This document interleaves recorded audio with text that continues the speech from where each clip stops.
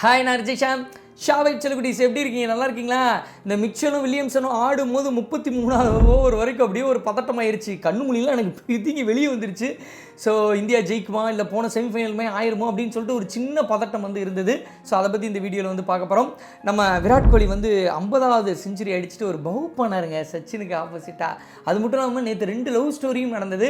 அதை பற்றி இந்த வீடியோவில் பார்க்க போகிறோம். நான் சத்தியமாக எதிர்பார்க்கலைங்க. நியூஸ்லேருந்து இங்கிலாந்து இந்தியாவை பற்றி இப்படி ஒன்று சொல்லுவாங்க நான் எதிர்பார்க்கவே இல்லை. அதை பற்றியும் இந்த வீடியோவில் வந்து பார்க்க போகிறோம். அது மட்டும் இல்லாமல் சண்டே நைட்டு அந்த 3வது உலகக்கோப்பை 50 ஓவர் வேர்ல்ட் கப் வந்து நம்ம கையில் கிடைக்குமா அப்படின்னு சொல்லிட்டு தான் நம்ம எல்லாரும் வெயிட் பண்ணிகிட்டு இருக்கோம். இதை பற்றியெல்லாம் அலசி ஆராய போகிறோம் இந்த வீடியோவில். வேறு லெவல் கூஸ்பம் வீடியோவாக நிச்சயமாக வந்து இருக்கும். சரிங்களா?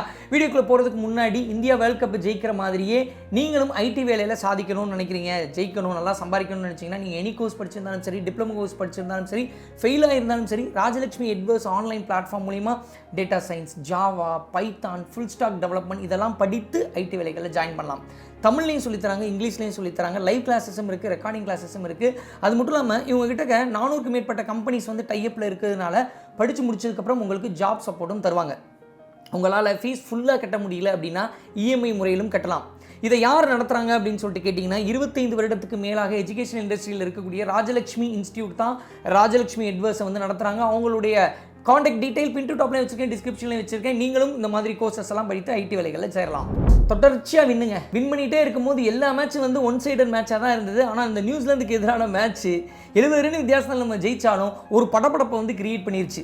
ஜெயிச்சு முடிச்சதுக்கப்புறம் என்ன ஆச்சு அப்படின்னு வந்து பார்த்தீங்கன்னா தீபாவளிக்கு சும்மா வச்சிருந்த வெடியெல்லாம் இருக்குல்ல, மிச்சம் வச்சிருந்த வெடியெல்லாம் வந்து நேற்று சென்னையிலலாம் வெடியெல்லாம் வந்து போட்டாங்க. ஸோ இந்த மேட்சை பொறுத்த வரைக்கும் ஃபஸ்ட்டு ஹைலைட்டாக இருந்தது என்ன அப்படின்னு சொல்லிட்டு பார்த்தீங்கன்னா நம்ம கில்லு வந்து சொல்லியிருந்தார், எங்கள் அப்பா அம்மா பஞ்சாப்லேருந்து வந்திருக்காங்க, எங்கள் அப்பா அம்மாவுக்கு முன்னாடி வந்து செஞ்சுரி அடிக்கணும் அப்படின்னு வந்து சொல்லியிருந்தாப்புல ஸ்ரீகாந்த் அவர்கள்ட்ட வந்து சொல்லியிருந்தார். பட் அவங்க அப்பா அம்மா மட்டும் வரல, அவங்களுடைய ஃப்யூச்சர் ஒய்ஃப் அப்படின்னு சொல்லிட்டு பேசப்பட்டுட்டு வருது சச்சின் அவங்களுடைய பொண்ணு. ஸோ அவங்களும் வந்திருந்தாங்க, மாமனாரும் வந்திருந்தார். அப்போ சச்சின் மாமனாரும் வந்தால் அவரும் வந்திருந்தார். ஸோ எல்லாரும் பார்க்குற இடத்துல செமிஃபைனலில் ஒரு செஞ்சுரி அடிக்கணும் அப்படின்னு சொல்லிட்டு தான் மனுஷன் ஆடிட்டு இருந்தாப்புல. 79 ரனில் கொஞ்சம் கிராம்ப் வந்துருச்சு. ஸோ கால் கொஞ்சம் பிரச்சனையாக இருக்கும் போது டக்குன்னு ரோஹித் சர்மா ஒரு முடிவெடுத்தார், இதோட ஆடி ஒரு வேளை ஃபைனலில் பிரச்சனை ஆச்சுன்னா, ஏன்னா ஃபைனல் வந்து அகமதாபாத்தில் நடக்குது, நம்ம கில்லு வந்து பார்த்திங்கன்னா அந்த பிச்சில் செம்மையாக ஆடுவாப்பில். அப்படிங்கும் போது நீ உள்ளே வந்துரு அப்படின்னு சொல்லிட்டு உள்ளே வர சொல்லிட்டாப்புல, நீ ஆடலாம் வேணாம் அப்படின்னு சொல்லிட்டு நிறுத்தி வச்சுட்டாங்க. அதுக்கப்புறமும் வந்து பார்த்திங்கன்னா விக்கெட்ஸ்லாம் விழுந்தால் கூட கேஎல் ராகுலை தான் அனுப்பி வச்சாங்க. சிரசேர் ஒரு செஞ்சுரிலாம் அடிச்சிட்டாப்புல, விராட் கோலி அடிச்சிட்டாருனாலும் கேஎல் ராகுல் அனுப்பி வச்சுட்டு அதுக்கப்புறம் தான் லாஸ்ட் 1 பாலோ 2 பாலோ தான் வந்து கில்லை வந்து ஆட வந்து வச்சாங்க. ஸோ அது ஒரு நல்ல ஒரு விஷயந்தான், நல்ல ஒரு பிளானிங் அப்படின்னு தான் தோணுச்சு. அது மட்டும் இல்லாமல் இந்த 79 அவுட் ஆகி மேலே ஏறி போகும்போது சாரா இருக்காங்கல்ல, சச்சின் அவருடைய பொண்ணு போட்டிருந்தாங்க, மறுபடியும் வா சரியாக ஆயிரும் வா அப்படின்னு சொல்லிட்டு ட்விட்டரில் ஒரு போஸ்ட் போட்டிருந்தாங்க. இது ஒரு லவ் ஸ்டோரியாக இருந்தது. அதுக்கப்புறம் இந்த 50வது செஞ்சுரிலாம் சான்ஸே இல்லைங்க. என்னங்க விராட் கோலி 3 செஞ்சுரி அடிச்சிருக்காரு இந்த வேர்ல்ட் கப்பில், 2 செஞ்சுரி கிட்ட மிஸ்ஸும் ஆயிடுச்சு. ஸோ 3 செஞ்சுரி அடித்ததுக்கப்புறம் சச்சின் முன்னாடி, அதுக்கப்புறம் ரிச்சர்ட்ஸ் இருந்தார், கவாஸ்கர் இருந்தார், அப்புறம் அந்த ஃபுட்பால் பிளேயர் டேவிட் பெக்கம் இருந்தார். ஆனால் ரஜினி அந்த டைமில் வரல, சூப்பர் ஸ்டார் தலைவர் வரல, அவர் செகண்ட் ஹாஃபில் தான் வந்தார். ஸோ இந்த மாதிரி எல்லாருக்கும் முன்னாடி ஒரு பதட்டமே இல்லாமல் அடித்து முடிச்சுட்டு அப்படி ஒரு பவ் பண்ணுவார் சச்சினுக்கு. அதுக்கப்புறம் தன்னோட ஒய்ஃபுக்கு, இதுதான் 2வது லவ் ஸ்டோரி, தான் ஒய்ஃபுக்கு வந்து ஒரு ஃப்ளை கிஸ் கொடுப்பாருங்க, வேறு லெவலில் இருந்துச்சு. அடித்து முடிச்சதுக்கப்புறம் உள்ளே போயிட்டு டக்குன்னு ஃபேஸ் வாஷ்லாம் பண்ணிட்டு ரெடி ஆகிட்டாப்ல, ரெடி ஆகி மேட்ச் பார்த்து என்கரேஜ் பண்ணுறதுக்கு வந்து பெவிலியனில் ரெடி ஆகிட்டாப்ல. அதே மாதிரி சிரசையர் செஞ்சுரி அடிச்சுட்டு உள்ளே வரும்போது வந்து பார்த்திங்கன்னா ஃபஸ்ட்டு மோட்டிவேட் பண்ணது யாருன்னா சச்சின் தான். ஸோ சிரசையரும் இங்கே பாராட்டியே ஆகணும். ஸோ சிரசையர் வந்து பார்த்திங்கன்னா நம்பர் 4 இவர் லாய்க்கா இல்லையா, இவர் வந்து பார்த்திங்கன்னா பவுன்ஸ்லாம் ஆட மாட்டாரு அப்படின்னு சொல்லிட்டு நிறைய கிரிட்டிசைஸ் பண்ணாங்க. அவர் ஸ்ரீலங்காவுக்கு எதிராக வந்து ஒரு செம்மனாக ஆடிட்டார், நெதர்லாந்துக்கு எதிராக, அதுவும் அதுக்கப்புறம் செமிஃபைனலில் நியூசிலாந்துக்கு எதிராக பிச்சுட்டாப்ல ஒரு செஞ்சுரி, வேறு லெவல். ஸோ இனிமேல் நம்பர் 4 பற்றி கேட்பீங்க அப்படின்ற மாதிரி சிரசேயர் பண்ணது மட்டும் இல்லாமல் ராகுல் டிராவிடும் அவர் வந்து அவரே இருக்கட்டும், வேறு நான் மாற்ற மாட்டேன் அப்படின்னு சொல்லிட்டு மீடியா என்ன சொன்னாலும் அவருக்கு சப்போர்ட் பண்ணார் பார்த்தீங்களா, அதுவும் வேறு லெவல்னு தோணுது. அதே மாதிரி ரோஹித் சர்மாவை எடுத்துக்கிட்டிங்க அப்படின்னா இந்த டோர்னமெண்ட் ஃபுல்லாகவே நான் 47 அடிப்பேன், ஆனால் 20 பால் அடிப்பேன், நான் வந்து 70 80 நாளும் 35 பால் ஆடி அவுட் ஆயிடுவேன், எனக்கு செஞ்சுரிலாம் முக்கியம் இல்லை, நான் அதிரடி ஆடுறேன், விராட் கோலி வந்து கடைசி வரை நின்று ஆடட்டும் அப்படின்னு சொல்லிட்டு அவங்களுக்குள்ள ஒரு பிளானிங். போன வேர்ல்ட் கப்பில் வந்து 5 செஞ்சுரி கிட்ட அடித்த மனுஷன் நினச்சிருந்தா ஆடி அடிச்சிருக்கலாம், ஆனால் இல்லைப்பா நான் செல்ஃப்லெஸ்ஸாக விளையாடுறேன்ப்பா அப்படின்னு சொல்லிட்டு விளையாண்ட விதம். அதுக்கப்புறம் டிஆர்எஸ்னாலே கேஎல் ராகுல்கிட்ட கேட்குறது, விராட் கோலிகிட்ட போய் பேசுகிறது, என்ன பண்ணலாம் அப்படின்னு சொல்லிட்டு பேசுகிறது, அப்புறம் பூம்ராவை கூப்பிட்டு என்ன பண்ணலான்னு பேசுகிறது, ஜடேஜாவை கூப்பிட்டு பேசுகிறது, இப்படி சொல்லிட்டு பேசின விஷயம்லாம் இருக்குது பார்த்தீங்களா, அது வந்து சூப்பராக இருந்தது அப்படின்னு வந்து தோணுச்சு. அது வந்து நேற்றும் வந்து ஒரு பதட்டத்தில் இருக்கும்போது ரொம்ப பயனுள்ளதாக இருந்தது அப்படின்னு தான் வந்து தோணுச்சு. அதே மாதிரி சச்சினும் வந்து சூப்பராக சொல்லியிருந்தார். எனக்கு வந்து போன 2-3 மேட்ச் முன்னாடியே சொல்லியிருந்தார், எனக்கு 49லேருந்து 50 வயசை சொல்லியிருப்பார். எனக்கு 49லேருந்து 50 365 நாள் ஆச்சு, நீங்கள் எந்த ஒரு 2 வாரத்தில் அடித்து முடிச்சுருங்க அப்படின்னு சொல்லிட்டு சச்சின் வந்து சோசியல் மீடியாவில் சொல்லியிருப்பாப்ல.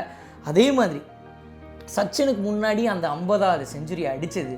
அதுக்கப்புறம் சச்சின் சொல்லியிருப்பாப்புல, அவர் இப்போ வந்து ட்ரெஸ்ஸிங் ரூமில் இருக்கும்போது டெபு ஆகும்போது எல்லோரும் என் காலில் உள்ள சொன்னாங்க, சும்மா ப்ராங்க் பண்ணாங்க, என் ஃபீட்டை வந்து தொட்டார். அதுக்கப்புறம் அவருடைய பேஷன் ஸ்கில்லெல்லாம் பார்த்து அவர் என் இதயத்தையே தொட்டார். இன்றைக்கி ஒரு இந்தியன் பிளேயர் வந்து என்னோடய ரெக்கார்டை முறியடிச்சது வந்து எனக்கு செம்ம ஹாப்பி அப்படின்னு சொல்லிட்டு சச்சின் சொல்லும் போது வந்து ஒரு கூஸ்பம் மூமெண்ட்டாக வந்து இருந்தது. அதுக்கப்புறம் இந்தியா வந்து ஸ்டார்ட் பண்ணாங்க. ஸ்டார்ட் பண்ணும்போது நேற்று ஓப்பனிங்கில் வந்து பூம்ராக்கு வந்து பார்த்திங்கன்னா அந்த லைன் அண்ட் லென்த் வந்து கொஞ்சம் ஒரு மாதிரி தான் போச்சு. டக்குன்னு ஷமி வந்து ஃபஸ்ட் பாலில் விக்கெட்டு. இதே மாதிரி தான் தர்மசாலாவில் வந்து பார்த்திங்கன்னா ஃபஸ்ட் பாலே வந்து நியூசிலாந்துக்கு எதிராக எங்கே வந்து போல்ட் ஆக்குவார். ஏன்னா மொதல் 4 மேட்ச் அவருக்கு ஆடுறதுக்கு வாய்ப்பே கொடுக்கல. சர்துல் தக்கூர் தான் ஆனார், ஹார்திக் பாண்டியா ஆனாங்க. ஹார்திக் பாண்டியா காயம் கூட நல்லதாகிடுச்சு பாருங்கள். ஷமி வந்து ஃபஸ்ட்டு பாலில் விக்கெட்டு நேற்று மேட்ச்சில், அடுத்து செகண்ட் ஓவரில் விக்கெட்டு. அப்படியே போயிட்டு இருக்கும்போது ஒரு 52 ரன்னு கிட்ட வில்லியம்சன் அடிச்சிட்டாரு. வில்லியம்சனும் மிச்சலும் வந்து செம்மையாக ஆடிட்டு இருக்காங்க. ஆடிட்டு இருக்கும்போது வந்து பார்த்திங்கன்னா ஃபேவராக லக்கு அவங்க சைடு போயிட்டுருக்கு, வில்லியம்சன் சைடு போயிட்டுருக்கு. ஏன்னா ஒரு எல்பிடபிள்யூ அது அம்பையர்ஸ் கால் ஆயிடுச்சு.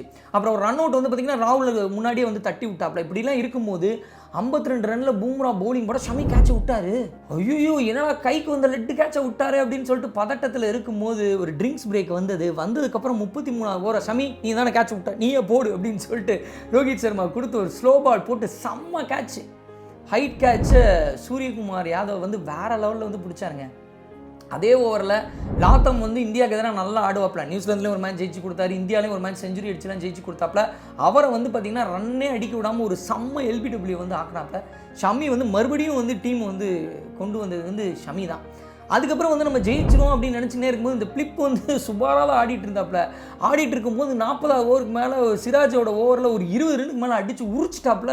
மறுபடியும் பயம் வந்துச்சு, என்னையா அந்த பிளிப்பு ஆடுறாப்புல, மிச்சல் வேறு செஞ்சுரி அடிச்சிட்டாப்புல அப்படின்னு சொல்லிட்டு பதட்டத்தில் இருக்கும்போது பூம்ரா ஒரு ஸ்லோ பால் போட்டு செம்ம கேட்சு பிடிச்சிட்டு ஜடேஜா வந்து ஒரு தியான நிலையில் உட்காந்தாரு. அப்பாடான் இருந்துச்சு. அப்புறம் டக்குன்னு அவங்க ஒய்ஃபை காமிச்சாங்க க்ரௌடில். இன்பிட்வீனில் வந்து பார்த்திங்கன்னா 34வது ஓவரில் மும்பை க்ரௌடே என்ன பண்ணாங்கன்னா வந்தே மாதரம் வந்து பாடினாங்க. இதுக்கு முன்னாடி தோனி வந்து வேர்ல்ட் கப் வின் பண்ணும்போது அவர் சொல்லியிருப்பார், எனக்கு லாஸ்ட்டு 6 அடித்த மூமெண்ட்டை விட பார்த்தீங்கன்னா மேட்ச் முடிகிறதுக்கு ஒரு 15 நிமிஷத்துக்கு முன்னாடி ஒரு 20-25 ரன்னு கிட்ட இருக்கும்போது அந்த மும்பை க்ரௌடே வந்து வந்தே மாதரம் பாடினாங்க. அதை என்னால் ரீக்ரியேட்டே பண்ண முடியாது லைஃப்பில், அது செம்ம ஃபீலாக இருந்துச்சு அப்படின்னு வந்து மகேந்திர சிங் தோனி சொல்லியிருந்தார். அதே மாதிரி நேற்று ஒரு 33 ஓவர் 2 விக்கெட் எடுத்ததுக்கப்புறம் 34-35 ஓவரில் 97ல் பண்ணுதுங்க நம்ம ஆள் ஏஆர் ரஹ்மான், நம்ம தமிழன் பாடின அந்த வந்தே மாதரம் பாட்டு மும்பையில் ஒரு 26 வருஷத்துக்கிட்ட ஆயிடுச்சு. மறுபடியும் பாடும்போது ஒரு கூஸ்பம் வந்ததுங்க. தோனி சொன்னார், அந்த மூமெண்ட்டை மறுபடியும் க்ரியேட் பண்ண முடியாது, மும்பையில் செமையாக பண்ணாங்க அப்படின்னு சொல்லிட்டு. நேற்று மகேந்திர சிங் தோனி செமிஃபைனல் மேட்ச்க்கு வந்திருந்தாருன்னா அந்த மூமெண்ட்டை வந்து பார்த்துருப்பாரு. மிஸ் ஆயிடுச்சு அப்படின்னு வந்து தோணுது. அதுக்கப்புறம் பேக் டு பேக் 3 கேட்ச் வந்து ஜடேஜா தான் பிடிச்சிருந்தாரு.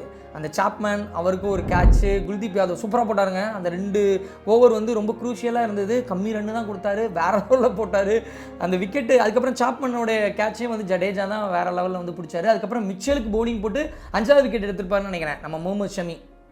அந்த கேட்சையும் வந்து ஜடேஜா தான் வந்து பிடிச்சாரு. அதுக்கப்புறம் 2 விக்கெட்டு அப்படின்னு சொல்லிட்டு 7 விக்கெட்டு தலைமை வந்து எடுத்தாருங்க ஷமி வந்து பார்த்திங்கன்னா இந்த வேர்ல்ட் கப்பில் ஒரு 3 தடவை 5 விக்கெட்டுக்கு மேலே எடுத்திருக்காரு. போன தடவை வந்து பார்த்திங்கன்னா ஆப்கானிஸ்தானுக்கு எதிராக வேர்ல்ட் கப்பில் ஒரு 5 விக்கெட்ஸ்னு நினைக்கிறேன். ஓவரால் வந்து வேர்ல்ட் கப்பில் 5 விக்கெட்ஸுங்க. ஷமியோட லைஃப் ஜேர்னி இருக்குது பார்த்திங்களா, அது வேறு லெவல் இன்ஸ்பைரிங்காக இருக்கும். அது நேற்று தான் நம்ம சேனலில் ஷாபு 3ல் வீடியோவாக போட்டிருக்கோம். பார்க்காதவங்க அந்த வீடியோவை போய் பாருங்கள், கண்டிப்பாக உங்களுக்கு ஒரு இன்ஸ்பிரேஷனை க்ரியேட் பண்ணும். இதெல்லாம் இந்த பக்கம் போயிட்டு இருக்கும்போது இன்பிட்வீனில் பாகிஸ்தானில் வந்து ராஜான்னு ஒரு பிளேயர் நினைக்கிறேன், அவர் மொத்தமே ஒரு 10-15 மேட்ச் தான் ஆடி இருக்காரு. அவர் ஏற்கனவே என்ன சொல்லியிருந்தாருன்னா, இந்தியா வந்து இந்த வேர்ல்டு கப்பில் பாலை மாற்றிடுறாங்க, அவங்களுக்கு வந்து பேட்டிங்க்கு ஏதுவான பாலை யூஸ் பண்ணுறாங்க, ஸோ அவங்க பவுலிங் போடும்போது வேறு பாலை மாற்றிடுறாங்க, அதனால தான் அவங்களுக்கு நிறைய விக்கெட் விழுது, பயங்கரமாக ஸ்விங் பண்ணுறாங்க அப்படின்னு சொல்லிட்டு ஒரு மோசமான ஒரு விஷயத்த சொன்னார். அவங்க ஊரில் இருக்கக்கூடிய வாசிம் அக்ரம்லேருந்து வக்கார் யூனிஸ்லேருந்து எல்லாருமே திட்டி தீர்த்தாங்க. அதுக்கப்புறம் சவுத் ஆஃப்ரிக்காவுக்கு எதிரான மேட்ச்சில் வந்து டிஆர்எஸை தப்பாக யூஸ் பண்ணாங்க, அம்பையரை வாங்கிட்டாங்க அப்படின்னு ஒன்று சொன்னார். அதற்கும் பயங்கரமாக திட்டு வாங்கினார். சரி, பாகிஸ்தான் எப்பயுமே இப்படி தான் பண்ணுவாங்க, சந்திராயன்லேருந்து ஆரம்பித்து எது நடக்கும்போதும் இந்தியா ஏதாவது பண்ணி வச்சுன்னா இப்படி சொல்லுவாங்க. ஸோ அது ஓகே, அவங்க என்னத்தையா சொல்லி தொலைகிறாங்க அப்படின்னு நினச்சா, நியூஸ்லேருந்து இங்கிலாந்து மீடியாவும் என்ன சொல்கிறாங்க அப்படின்னு வந்து பார்த்தீங்கன்னா, இந்தியா வந்து செமிஃபைனல் பிச்சு கூட வந்து பார்த்தீங்கன்னா அவங்களுக்கு ஃபேவராக போட்டுக்கிட்டாங்க, புல்லெல்லாம் நிறையா கட் பண்ணிக்கிட்டாங்க அப்படின்னு வந்து சொல்லியிருக்காங்க. என்னையா இது, அவங்க மீடியாவுக்கு பரபரப்பு வேணுன்றதுக்காக சொன்னாங்களா என்னன்னு தெரில. ஏன்னா இங்கிலாந்து வந்து பார்த்திங்கன்னா குவாலிஃபை ஆகலை, அதுக்காக சப்பக்கட்டு கட்டுறதுக்கு சொல்லியிருக்காங்களான்னு தெரில. நியூஸ்லேருந்து இதே விஷயத்த சொல்லியிருக்காங்க. ஏங்க நியூஸ்லேருந்து இருக்கும்போது ஸ்விங்கிங் கண்டிஷன் அவங்களுக்கு ஏற்றப்பல தான் பிச்சு போடுவாங்க வேர்ல்ட் கப் நடந்துச்சுன்னா. ஆஸ்திரேலியாலேயும் ஒரு பவுன்ஸ் விக்கெட் தான் வந்து போடுவாங்க.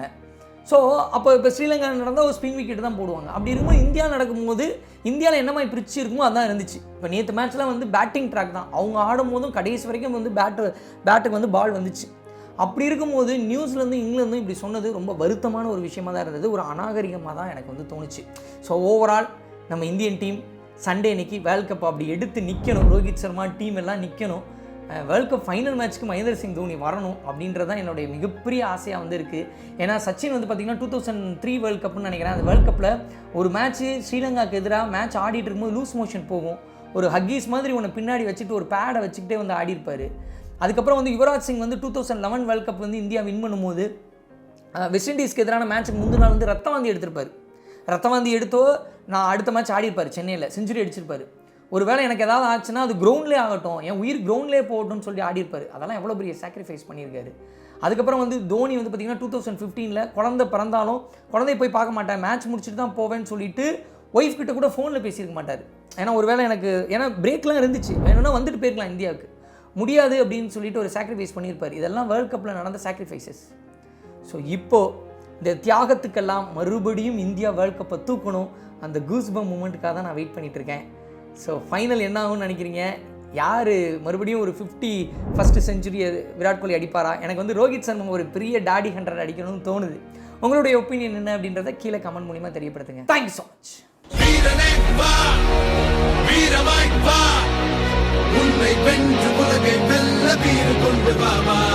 ஆயிரத்தை தாண்டி போனால் ஓடியில நீதான் ஒருவன், நாடி நரம்பெல்லாம் வெற்றி போராட்டமே, உன்னுடைய எல்லை நீயே, உலகத்துக்கு பிள்ளை நீயே, போராகும் போக்கில் வேகம் பொன்துணையே. வீரமாய் வா, உன்னை வென்று உலகை வெல்ல வீறு கொண்டு வாமா. ஆயிரத்தை தாண்டி போ